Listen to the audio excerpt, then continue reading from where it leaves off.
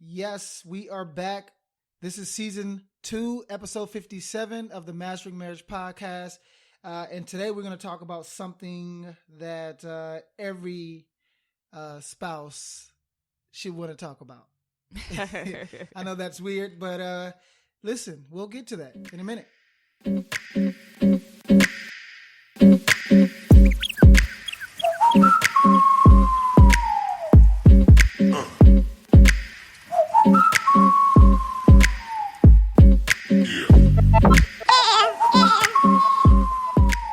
What's up, everybody? My name is David Taylor, and I am here in the booth with my co-host, my wife, Mandy Blair. How you doing today, baby? Hey, y'all. I'm doing great. You doing great? Yeah. How about you? Hey, I'm good. I'm here. We got a lot going on, a lot of information to cover today. Yes, we do. And we're going to talk about marriage and porn. Yes. Yeah. This is a topic that needs the lid blown off. we're gonna blow the lid off of this one. We have a lot of information to talk about today, so we're gonna dive right in. But before I do want to give a shout out to our Patreons, those who are supporting the show. Yes, thank you guys. Yes, thank you. We've had a few trickle in. We're gonna continue to encourage those at the end of the show. We'll have something for you guys to listen to. But thank you for everybody who are supporting the show, because we really want to grow this thing, and we can't do it without we need support. you. So yes, now that we have the formalities out the way, I'm not going to even waste any time. We got to dive right into this one because whenever the topic of porn comes up, it's one of those taboo topics that people don't really like to discuss. So, and usually the taboo topics are the ones that really need to be addressed. Oh my gosh, yes. And like I said, this topic, the topic of pornography, porn, probably doesn't get enough airtime. Right. You won't hear too many married couples talking about this in a more vulnerable way. And so we're gonna try to go where most people won't go today. Mm-hmm. So Mandy, I hope you're ready. I'm ready. How about you? Hey, I'm good. I'm excited about this actually. There's no shame in my game. So today we're going to expose a prevalent concern that slowly erodes the very foundation of marriages. And of course, that concern is pornography. And I'll just start by saying this: over the last few months, there's been a surge of individuals reaching out to us for both counseling and consulting, specifically concerning pornography. Mm-hmm. And as of late, it has been the husbands whose private habits have been exposed. And as a result, they're requiring, some additional help to break this common habit. Mm-hmm. And, we're just going to overview what we're going to talk about, and then we're going to dive right in. So today we're going to talk, both Mandy and I will share how we met porn. Mm-hmm. And then we'll discuss why people wrestle with porn despite being married. Mm-hmm. Right? Because you would think, we're going to talk about that in a minute, but you would think being married is not an issue. Slow down. Yeah. And then lastly, we're going to discuss 3 of the many main areas, just 3, because I know this is going to be a lot of time that we're going to, take on this show. So we're not going to have enough time to go through all of them, but just 3 of the main areas that porn impacts the most inside of a marriage, and what needs to happen in all 3 of those areas in order to break free of porn's influence. Mm-hmm. So, but let me start by sharing with you guys some crazy stats on porn. And some of these stats you may know, some of them you may never have heard of, and it may blow your mind. Mm-hmm. So the porn industry generates $13 billion each year. Do you know what $13 billion could do for the economy? A whole lot. Yes, and it generates $13 billion each year. Wow. 1 in 5 mobile searches, meaning people on their phone, 1 in 5 searches on your phone, not maybe your phone, but it may be your phone, are for porn. So 1 in 5 mobile searches are for porn. 64% of Christian men, yep, y'all say folk, and 15% of Christian women say that they watch porn at least once a month. Now, those are the ones that say it. Exactly. I was about to say that these are people that actually admit it to us. So the stats are much higher because most Christians ain't going to admit that they watch porn. Exactly. You know what I mean? So here's another one. 9 out of 10 boys are exposed to porn before the age of 18. Yeah. So before they reach the ripe age of 18, they are exposed to porn. 6 out of 10 girls are exposed to porn before the ripe age of 18.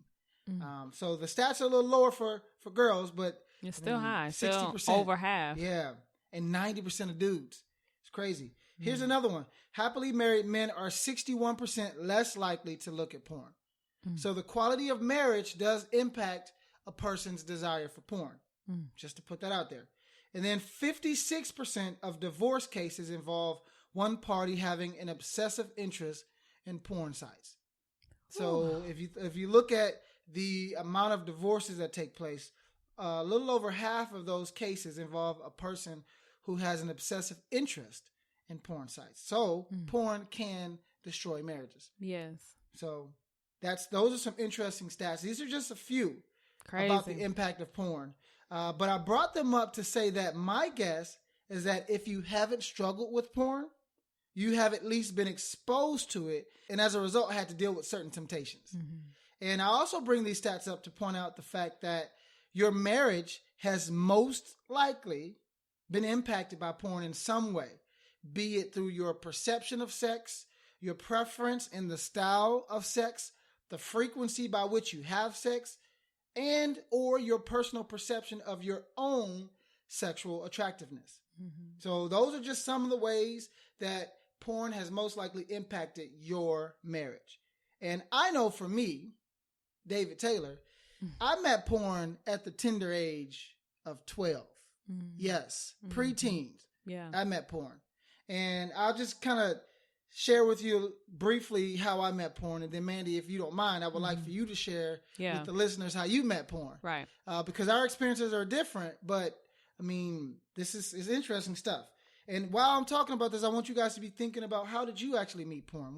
At what stage in your life were you when you had an encounter with porn? when you were exposed to it. Yeah. For me, so I was 12, and it happened to be a day where me and my 3 sisters, we were playing hide and seek in the house. And we lived in a moderately sized house where there was an upstairs, a downstairs, an attic, a basement. So, we had the whole house to roam. And this one in particular day, I decided to hide in my mom's walk-in closet. Yeah. And this is when she was married to a stepdad. I think it was the 3rd marriage. I'm trying to remember, but it don't really matter. But the point is, I have to bring that up because what I discovered was not my mom's, it was my stepdad's. So I have to bring that up for that. But so I was in the closet hiding away from my sisters, and I was like, man, I found the best place because ain't nobody going to figure out that I snuck into because you're not supposed to go in your mom's room, by the way. And you're not supposed to go in your mom's room, so you definitely not supposed to go in no closed door inside of your mom's room. Right. And I snuck into the closet, hid there, stumbled across a box. And the box was full of VHS tapes. And, I'm 12. So I'm like, okay. Curious. Yeah, I'm curious. These are boxes. There's no labels on them. So I don't know what's on it. But I would like to know what's on these boxes, what's in these tapes, these VCR tapes. So I pull out one. And my mom had a VCR in her bedroom. Y'all know how those go. And so I put the tape in. And lo and behold, I was introduced to something that would change my life forever. I saw, naked men and naked women and a man pleasing a woman with his penis and sounds. And it was just so much visual stimulation, but it immediately aroused a desire inside of me that's inside of all of us. Right. But it aroused it at a young age. Yeah. And from that day, I would go on to look out for opportunities where I could see more of that. And it also taught me how the importance of a man's penis to his masculinity, right? And how men use their penises to pleasure women and how women desire that from men. Yeah. And so it taught me a lot of notions about, right? Because I didn't have my dad there. So I learned a lot of notions from that about the perception of sexuality, the perception of masculinity, and how penises relate to life. But that was my experience. And I would go on to, wrestle with porn all the way up. So from the age of 12 all the way up to my mid-20s. Actually up to getting married with Mandy. And we were able to have a discussion about it. But I wrestled with it for years, for actually over a decade. But that's just the tip of my story. But Mandy, how did you meet porn? For me, I actually found magazines in a family member's closet. And Always the closet. it's always a closet. So yeah, I had another closet situation back in the 90s. Yeah. And so that definitely, just like David, piqued my arousal at a very young age. I also was about 12 when that happened.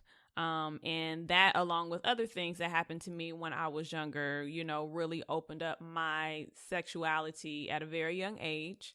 And, you know, later on, you know, after finding the magazines, I found tapes and would, you know, look at them and, you know, sneak and watch and that type of thing. So, of course, it made me very curious at that young age, you know, about sex. And see, I know for me, hold on. No, go ahead. I know for me. You paused, so I thought you was done. No, that's okay. I was just still thinking. I'm double dutching a little bit, jumping in and out. But also for me, you know, it was a struggle over the years because that was not the only exposure I had to it. I remember finding a pornographic magazine just, I guess it was garbage, and it was just laying in the yard of one of my family members' houses, and I picked it up and saw it.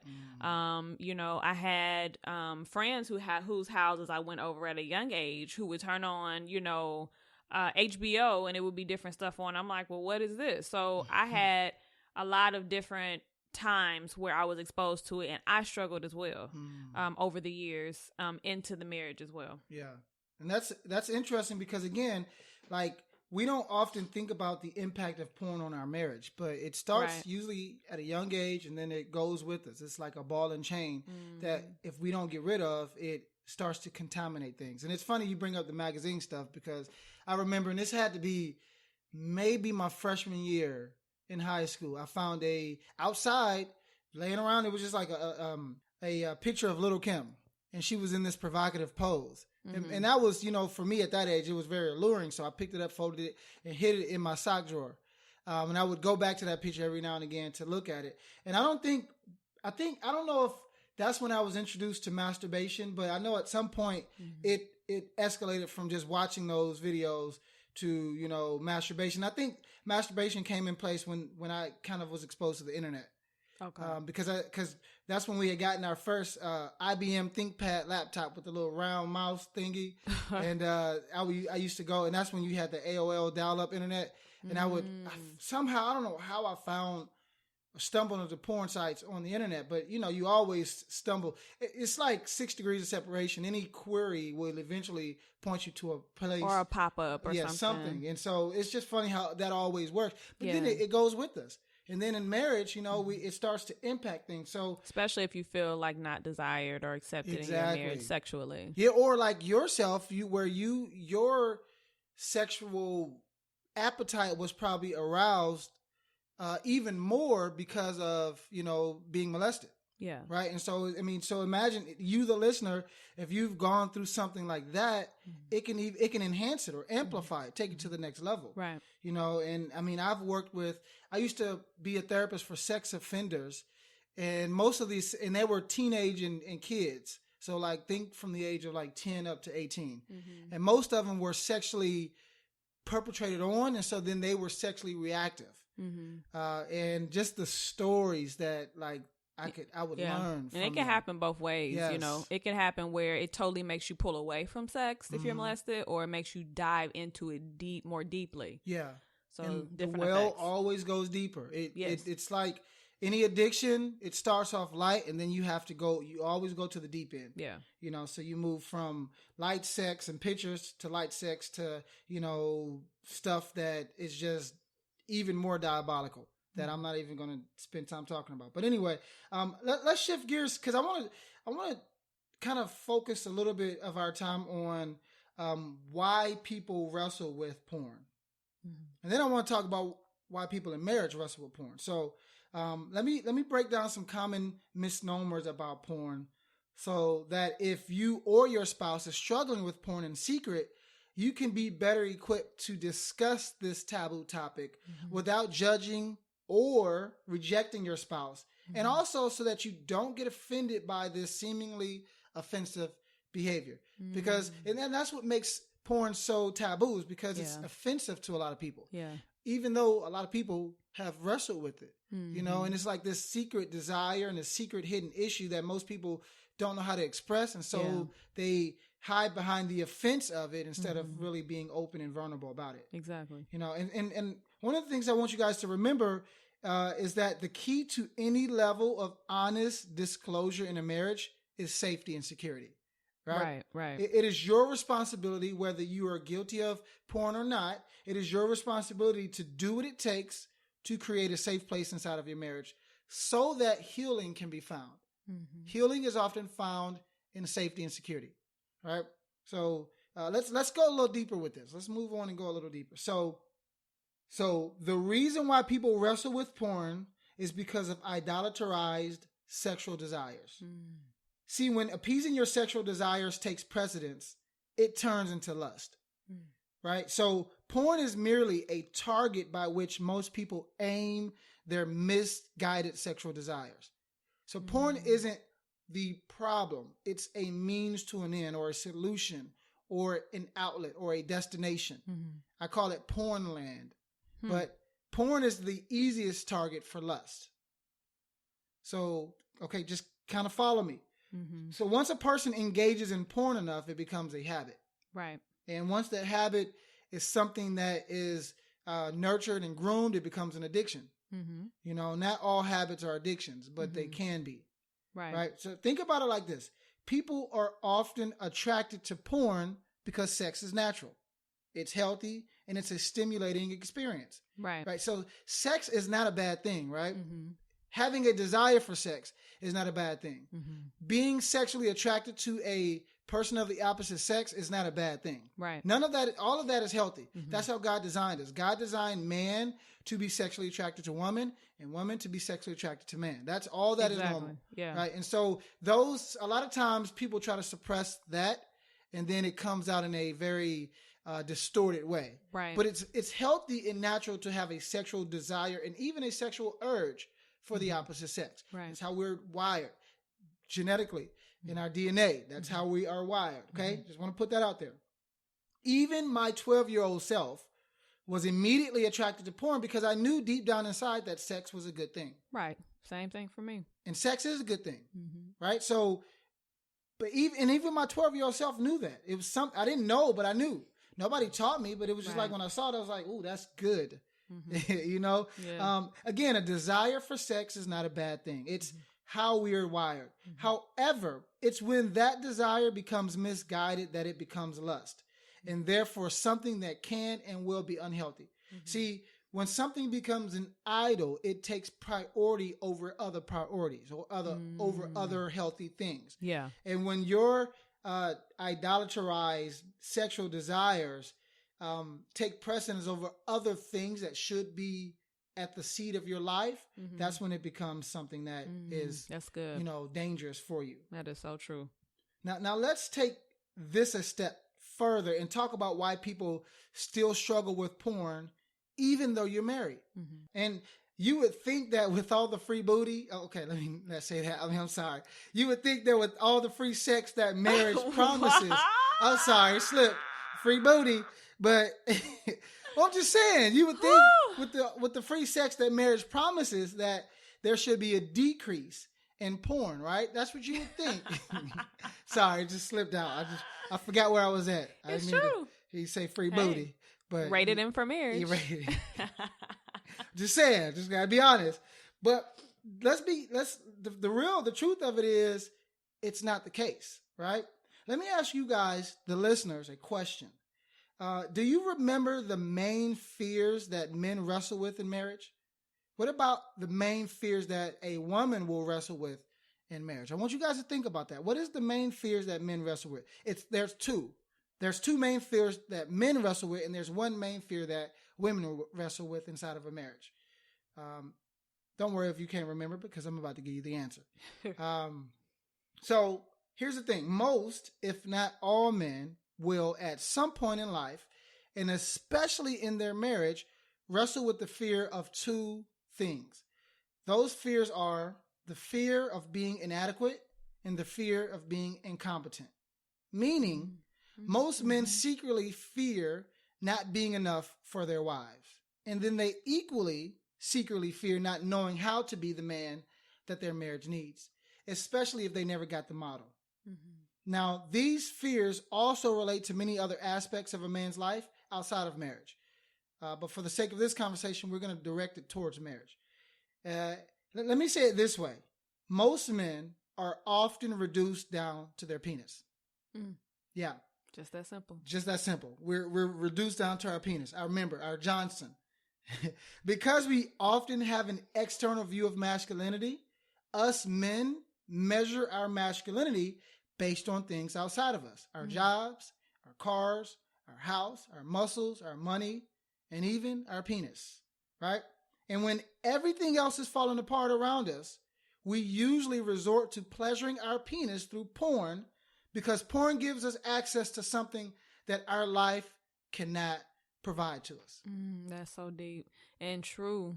Yeah. I really hope husbands out there listening to this and taking it in. Wives, if your husband ain't listening, share this message with him.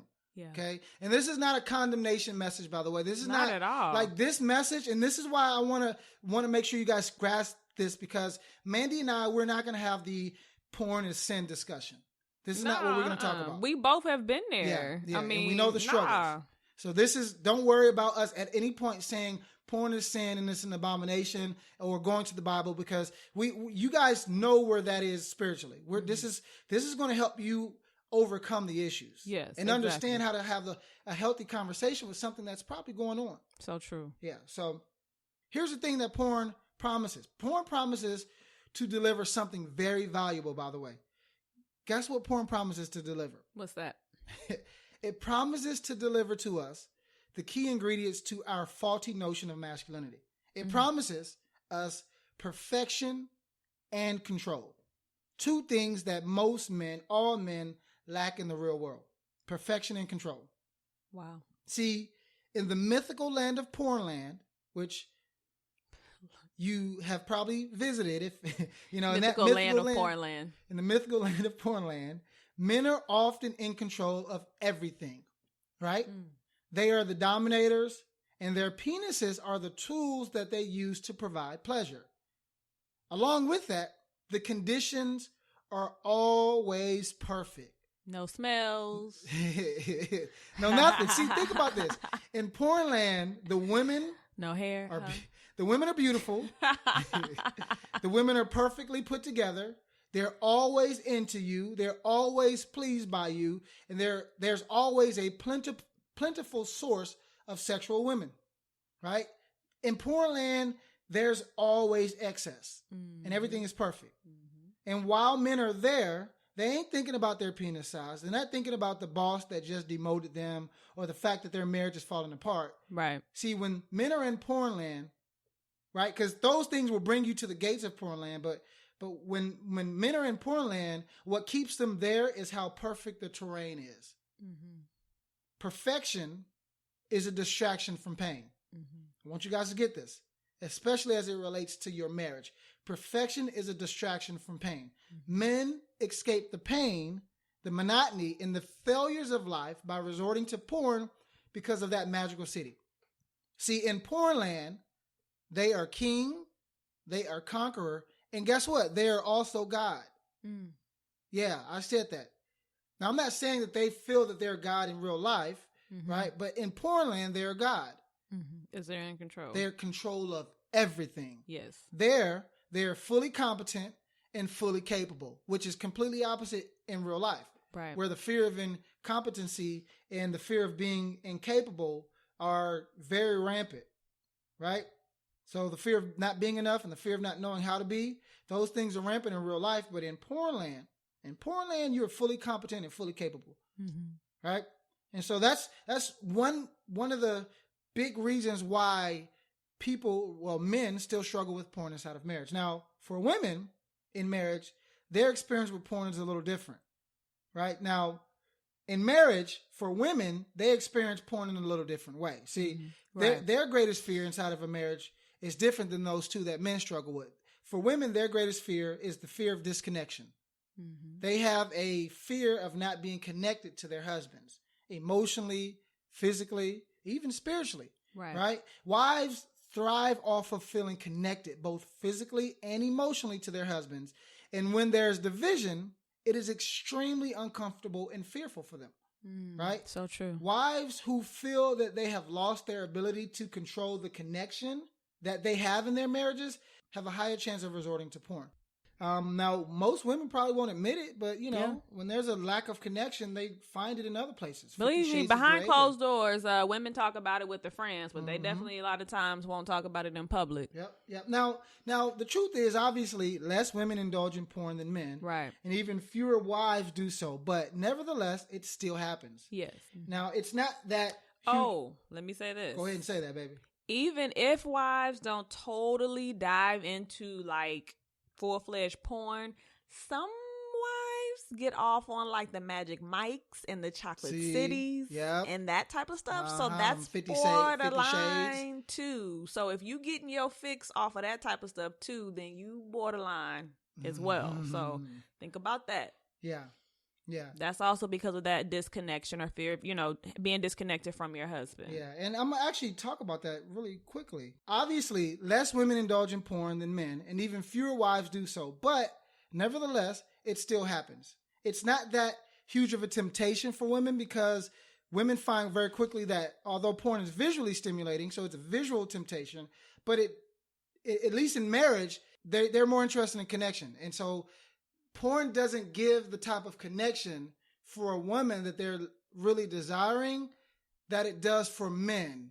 Mm-hmm. That's true. Because women use porn differently than men. Yeah. Now, don't get me wrong, there are women who have addictions and women who may have been exposed for a long, extended period of time, and now all of a sudden it's more of a habit. But for the most part, it's more likely that a man will struggle with it than a woman. Right, I agree. Now, with that said, however, some women do find connection in porn land. Just like they find connection in books or movies like 50 Shades of Grey or, like you said, Magic Mike. Or Chocolate City. Or whatever movie or TV show that portrays a relationship where the woman gets her emotional needs met through the transaction of sex. Right. And usually that's how women find connection, is through the transaction. And they're looking to get their emotional needs met. And their greatest weapon is sex. And so you'll usually see a woman in whatever movie you watch using the transaction of sex to increase her connection with that person. It's usually how it goes. Think about it like this, and I'm going to say something that may be a little bit more controversial, especially for married folk, but I'm just going to say it, and I'll deal with the backlash later. But think about it like this. If men are tempted to give themselves to porn, women are tempted to commit porn. I'm going to pause there just so I can get everybody uncomfortable. And now I'm going to clean it up. Now, I don't mean that they are tempted to create the latest sex tape, right? I'm not saying you're going to try to get your Kim Kardashian on. But instead, they commit porn through their lifestyles. Now, hear me out. I'm not saying you unless I'm talking to you, unless you've done this before. And I'm talking to you if it's you. But women may dress and even behave in a manner, because they know men are sensory, that will capture the attention and imagination of a man so as to increase the potential of connection. So if you think about it, look at any billboard, look at any magazine, you'll see what I mean. Now, again, I'm not talking about all married women, because most married women probably won't do this, but some of y'all will, right? Change how you look. For the husband or for other men? It could be for the husband, but it can also be in general. Right? When they're out in the community, when they're at the gym, when they're at work, you may wear things that may accentuate your breasts more, your booties more, right? You may take pictures that a little bit more, you may push things up so that that things are seen more. Yeah. So I'm just saying women are more likely to do that because men are sensory. And if they're looking to capture the attention of a man, what better way to do that than the power of seduction? Right? And think about it. There is power in seduction. Look at any biblical story where any man has failed. Most powerful men fall because of seduction, because of a woman, not because of a woman. Don't get me wrong. I'm not saying it's your fault, but they fall because of their desire for a woman. Yeah. And women use that, right? That's why you watch things like Scandal, because you see a woman in power, but she's not in power because of her intellect. She's I guess, intellectual. Witty, I guess. She's witty, but she benefits off of positioning herself to be seductive. Right. Through the power of seduction. And women know how to leverage that power very well. Now, I'm not saying as a wife, you are going around seducing men. I'm not saying that. So please don't turn off the show because you hear me clear, loud and clear. I'm not saying that. I'm saying you guys know how to leverage the power of seduction. And you may have at some point in your life became an object of the sexual desire of a man. Mm-hmm. Right? Mm-hmm. And if it's you, it's you. If it's not you, then I ain't talking to you. Okay? But think about this, and women know this. Men are always aware of a woman's body. Mm-hmm. I don't care what he says. I don't care if he's the most saint of them all. He's always aware of a woman's body. Now, I'm not saying that he's always lusting, because that is a taboo that, men are always lusting. They're always thinking about sex. That's not true. But men are always aware of a woman's body, right? Right here, and I think the same is said for women. Like when a woman meets a man or when she sees a man that she deems to be visually pleasurable, she'll give him an up and down look. Right. So once over. Like I know Mandy look at other men. I'm not immune to that, right? Right, and I know David looks at other men. She ain't gonna sit here and say she ain't gonna tell me she look at other men, but I know Mandy, right? And I know what Mandy's attracted to, and so if she sees a man that fits the bill, she's gonna give him an up and down. But think about this, guys. That's healthy. Mm-hmm.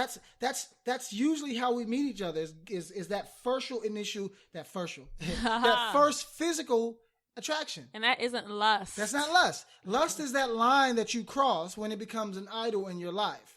When you sneak a couple more looks and all of a sudden now you take that image and you're fantasizing and that becomes the throne of your life. That becomes lust. Yeah. But if you look to say, wow, that person is attractive, which, I value beauty. Right. Whether it's a beautiful car or a beautiful woman or, like a beautiful book or a poem that was written beautifully or a painting, I appreciate that. Or music that's beautiful.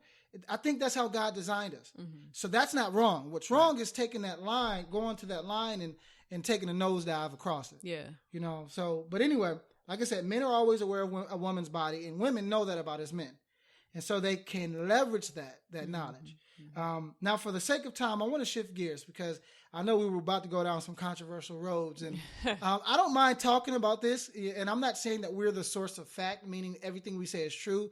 A lot of it is research bound, though, so it's supported by data. Mm-hmm. But I do want to shift gears real fast and discuss the three main areas that porn impacts the most inside of a marriage. And then I want to talk a little bit about what needs to happen in all three of those areas in order to break free of its influence. Mm-hmm. How's that sound, baby? Or do you have anything you want to add before we move on? I think we got it in. Okay, because there's so much more to talk about. It is, though. But I don't want to rush through it, but I want to make sure that I'm not on here for a full hour with you.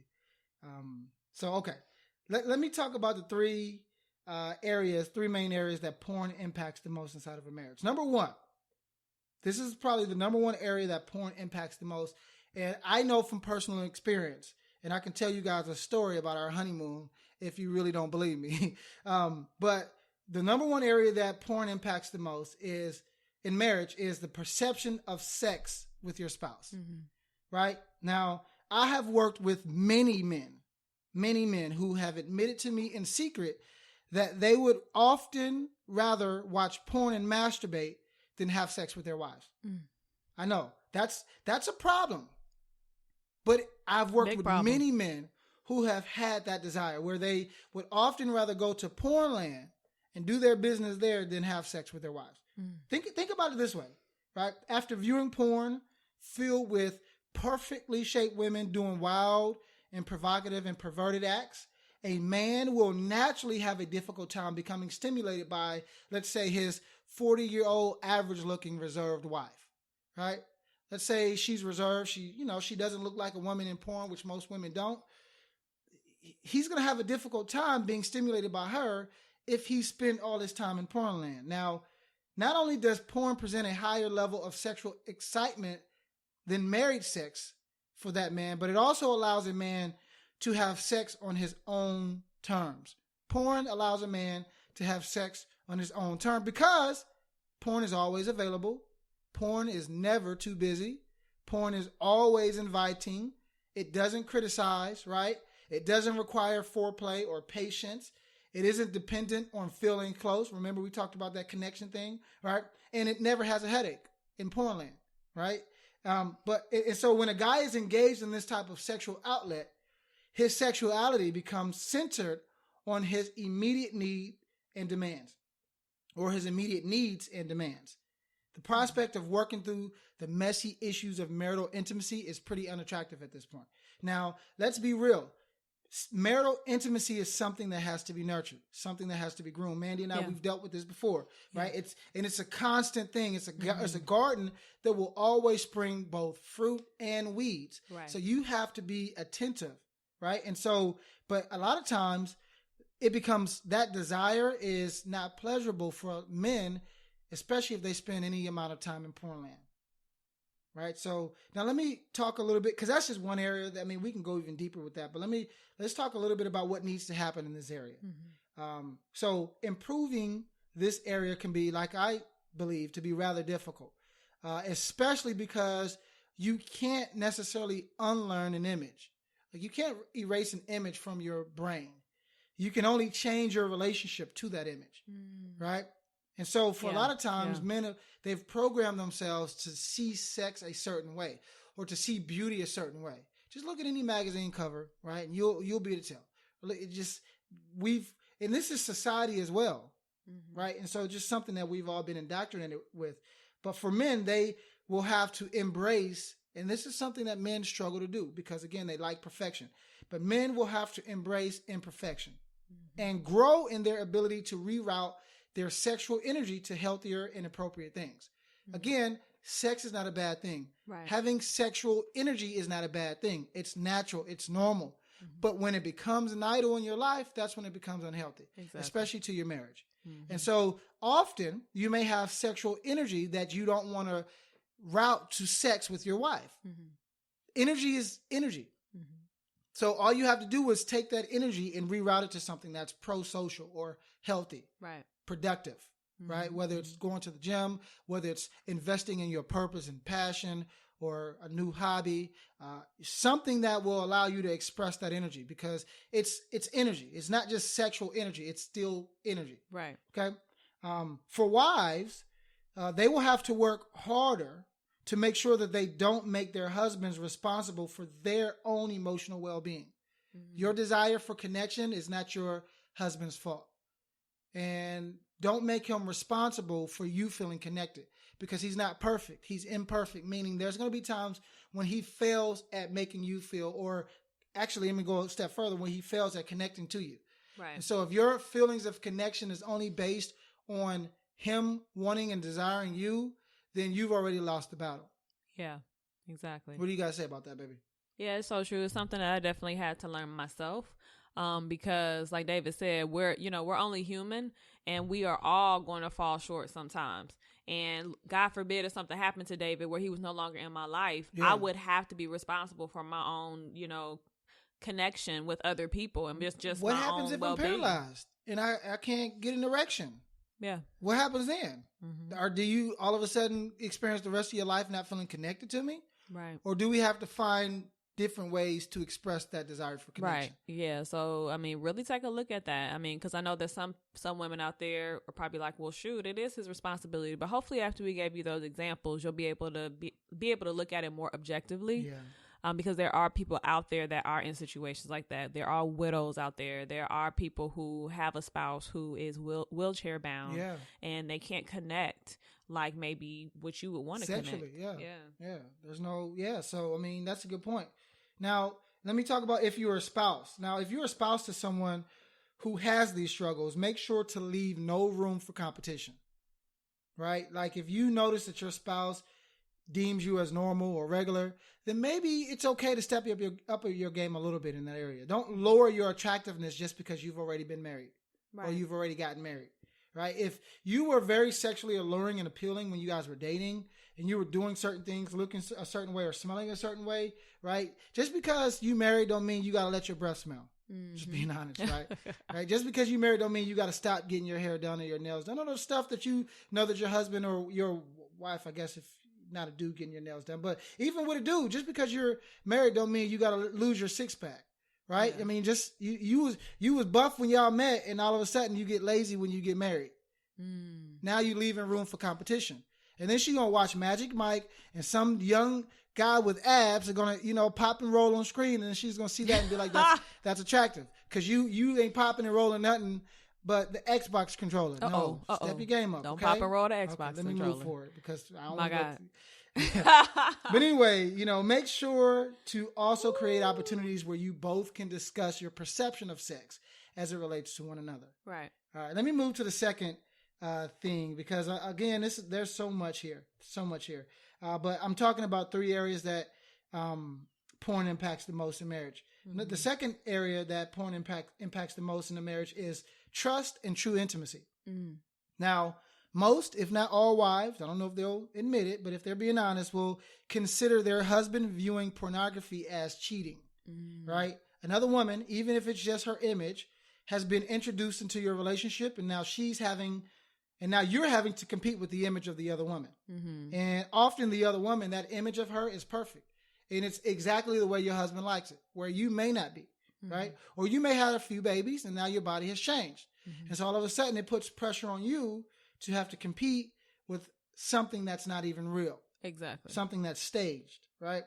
Now, continual viewing of porn will erode the trust built in your marriage until it's gone completely. Mm-hmm. And so the more he or she views it, the more trust will be eroded.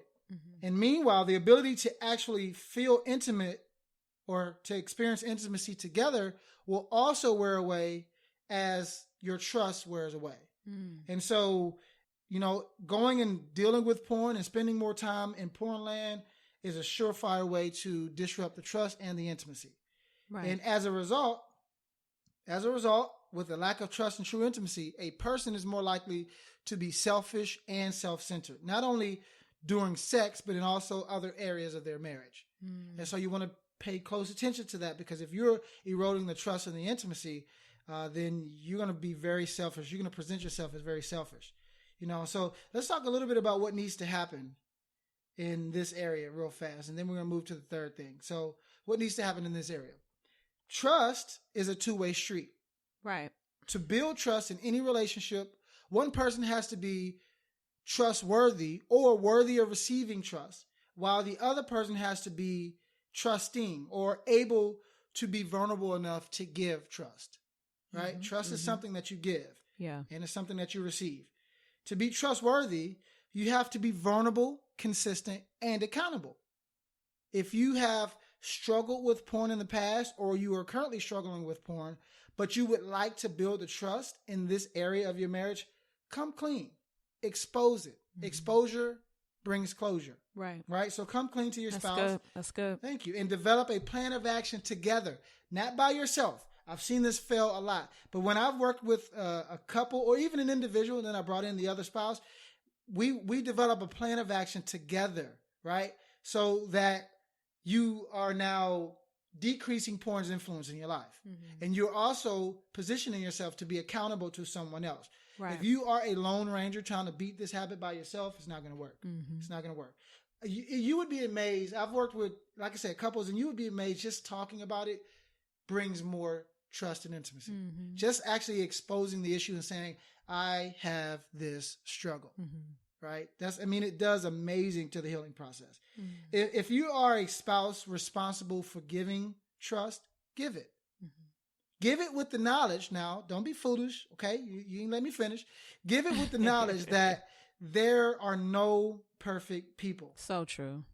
Just like you may struggle at times with giving it consistently, know that they may struggle at times with relapse.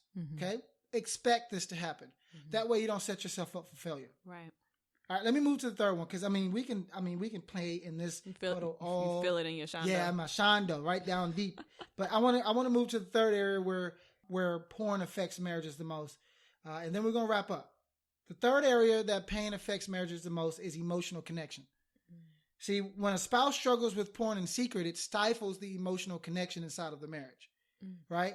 Now, due to the guilt, due to the shame that attaches itself to the person struggling with the porn, because guilt and shame are they're like leeches.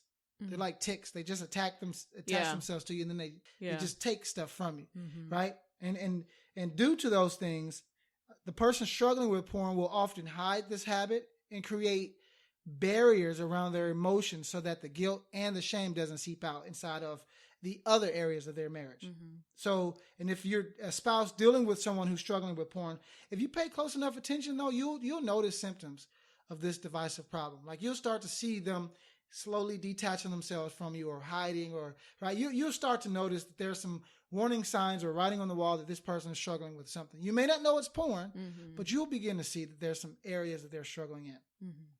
Porn is also linked to depression, stress, and anxiety, right? Most of the men who I've worked with in person, they have actually admitted to struggling with depression, with anxiety, and actually on a daily basis. They say they struggle with depressive thoughts and anxious thinking on a daily basis. Mm-hmm. And often they also report being overwhelmed by the stressors of life and using porn as a way to escape. So they escape right to porn land. Mm-hmm. And it's usually at night, right? And it's usually when they are bored, they don't have any other direction or anything to do in life. And so they're just allowing all of their energy to be seeped from them or sucked from them in porn land. Wow. Yeah. And so again, like I said, they often feel lost in life and useless for their marriage. I found that a lack of purpose invites porn. Say that again. A lack of purpose invites porn. So if you don't have purpose in life, or you're not driven by something, you're going to be driven to porn land. Yeah. You need to package that. We need to put that as a quote, like on hashtag, Facebook or some hashtag, something. A lack of purpose. Yeah, it's amazing how that works. And my thoughts are that, feelings of depression, anxiety, and stress heightens a person's desire to escape to porn land. Mm-hmm. And so if you're dealing with these things and you're not having a healthy outlet, expect porn to come knocking. Or at least expect the temptation to come knocking and invite you to porn land. So let's talk about what needs to happen in this area, and then we're going to wrap up. Okay. It's been meaty. It is a lot. So if you need to go back through this and listen again, go ahead and do it.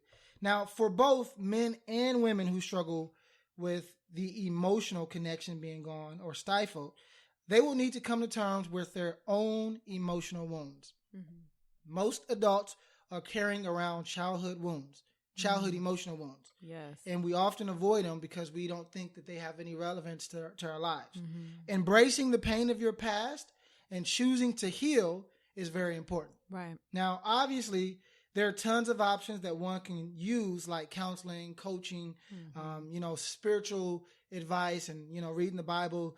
There's a lot of books out there. There's tons of options and tons of things. But the point here is that choosing to go through the healing process instead of using porn as an outlet is the most healthiest thing to do in this area. Mm-hmm. Choose to go through the healing process and know that going through the healing process is going to be painful. Mm-hmm. Now, if you are a spouse of someone dealing with this, make sure that you create a safe place. Mm-hmm. We started the podcast by talking about the importance of having a safe place as it pertains to talking about these really serious but often taboo issues in marriage. Right. So create a safe place. Make sure that they don't feel defensive around you. They will at first. Mm-hmm. That shouldn't discourage you, but continue to be consistent with that. Create that safe place. Right. Be open. Yeah, be open. And, do so where make sure they're not penalized for their struggle. Mm-hmm. I worked with a couple and the wife did an excellent job and she had her own issues with it, right? That she had to work through, but she did an excellent job of not making him feel defensive about his struggle with porn. Yeah. She didn't condemn him and things like that. Yeah. Openness and honesty in terms of this communication is key. Mm-hmm. Being open and honest is key. Right. And okay, let's do this. So let's stop here because we've given a lot of information, but this is just the tip of the iceberg, y'all, for real. It really is. There's so much more that we can dive into, but I don't want two things. I don't want to do a part 2 right now. And I don't want to spend another hour going through this, but I'm assuming at some point we're going to have to do a part 2, because there's so much other areas of marriage to discuss, but we're going to have to do a part 2. So, we'll have to at some point spend more time focusing on ways to overcome porn. Right. We talked about how porn still affects marriages, but I want to spend more time giving solutions. So maybe we'll do a part 2 at some point where we talk about that. And I'll defer to the listeners. If you guys want a part 2 sooner than later, just say it. Just email us, text us, Facebook message us. Say, look, we need a part 2. We want to know the solutions. Right. Because again, there are tons and tons of resources out there. Exactly. I promise you. In the meantime, though, don't hesitate to reach out to us. You can email us at info@mendourmarriage.com if you would like a more personalized approach. Like if you want to work with us personally for counseling or even coaching in this area, email us and just ask us and say, hey, I would like to. You guys got any slots? And we'll get you set up. We'll get you set up. And even if you're working on, really rebuilding your intimacy, we do have a new DVD out called Rated M for Marriage. So check that out as well. Drop it like it's hot. No, like the DVD. I'm sorry. But no, that's good. That's good. So, okay. Before we wrap up, I do want to share one thing with you guys. I want to give a shout out again to all of our patrons, all of those who have decided to financially support the livelihood of this podcast. I want you guys to listen to this real fast, and then we will be done. We'll be back to wrap up. Hi, guys. I want to introduce you to Patreon. You may have never heard about Patreon, but allow me to share with you what this resource is all about. Patreon is simply a way for all of our listeners, our supporters, and those who feel that they have benefited from our message to show their gratitude. See, our business, Mend Our Marriage, has grown tremendously over the past 3 years.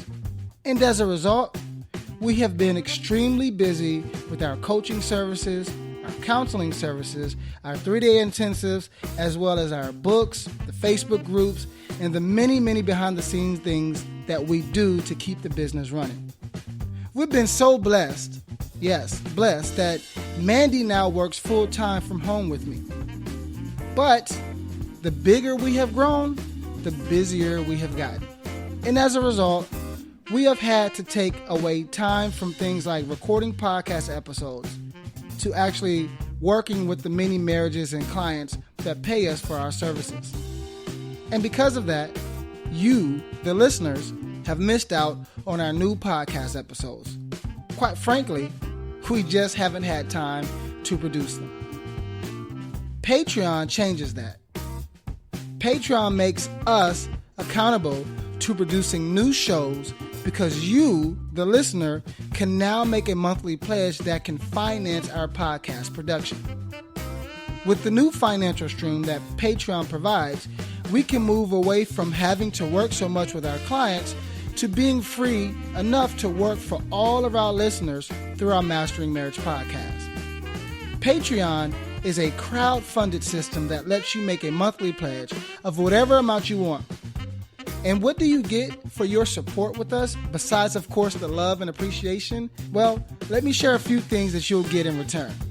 You'll get everything from a heartfelt thanks, free counseling sessions, discounts on events and services, shirts, everybody likes shirts, Facebook Live Q&As, outtakes, and bonus content, all the way to the behind-the-curtain look at how the shows come together, and an even sneak peek at our new books and other projects. And by the way, Mandy has something new coming, y'all.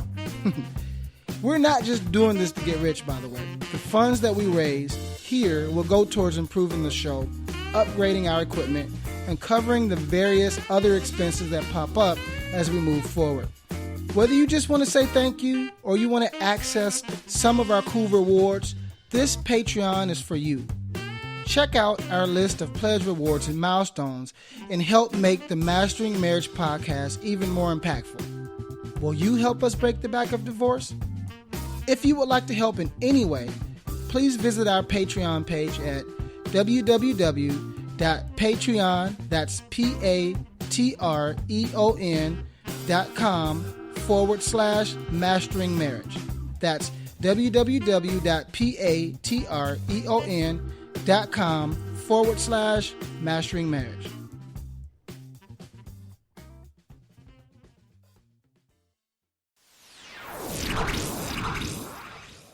Okay, so thanks you guys for listening to that.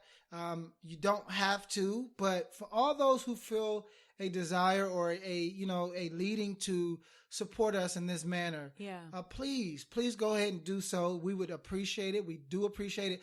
This is how we're going to continue with these podcast episodes, right? Because we have so many other things that we're doing and building. We just got through dropping a DVD. Mandy's book is dropping. Then I got a book dropping. And so we got, our time is so divided, but we still want to give these type of resources to you. So if Patreon is something that you want to invest in for us, please do so.